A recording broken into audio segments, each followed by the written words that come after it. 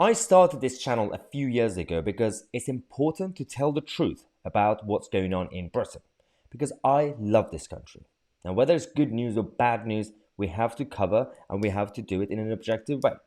Now, thanks to the Mail for their investigation and discovery and analysis, we now have more proof and more the side of the truth about what's been going on since March 2020, or just before March 2020. But that was the initial first lockdown, and everything completely changed about in terms of how we see things, the establishment, and the everyday life. Now, yes, we can celebrate that England is now obviously one of the freest countries in terms of no restrictions or mandates or anything like that. Good, let's celebrate. It's all thanks to all of you guys for campaigning, the good minority, good, sound MPs in Parliament for holding the government to account and everything else, right? But in terms of the stats, a lot of us were talking about this for a long time now, about how not really fully accurate the stats are on the daily basis. The health chiefs, the people at the top of the bureaucratic machine who were advising the governments, the medical professionals, the health professionals, SAGE, have finally embarrassingly admitted that the numbers that they were giving the government and the cabinet were only an approximation, not really accurate.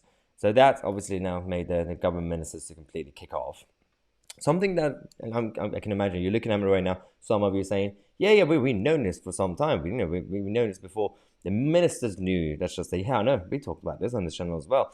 But it's important to actually say that now we have even more evidence because they are finally admitting the truth. And I thought this would either not happen from their side or it will take a few years. But it's happened a lot sooner than I thought. Now, more recently, since Omicron came, they also now clarified that the daily figures did not really include the stats.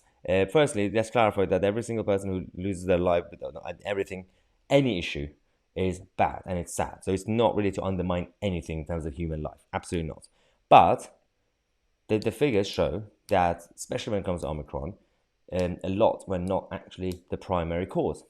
And that is important to talk about because we also have a lot of people losing their lives because of everything else that we did since March 2020. And we talk about this a lot on the channel. Now, one study suggests that as many as a third of all positive cases may not have actually been infected at the time, because it's a concept of a lot of people who went to hospital were either actually infected in hospital or they got a test and the delayed reaction in terms of the test results.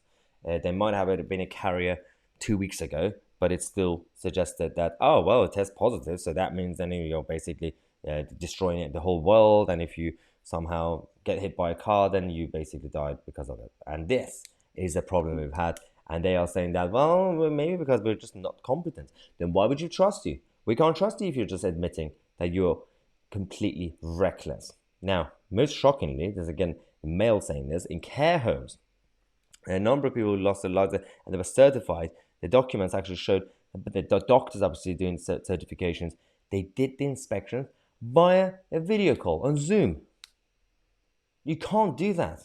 Now, of course, because the doctors wanted to stay at home to protect the NHS. They actually, a lot of them didn't want to come back to work. So this was permitted because it was an emergency, right? But you can't do full inspection via Zoom call. You can't decide that accurately unless you're a genius. I don't know. It doesn't make sense. So a lot of the reasons that the stats were wrong was also because of a lack of actual scrutiny in terms of on a daily basis. But it's important to talk about this. It's important to make this video. And if you want to, feel free to share this with everybody so that they know, in case they haven't read the Mail article. It's also good to analyze this whole situation. We're going to come back with more news. I'm Tousi and we are the media.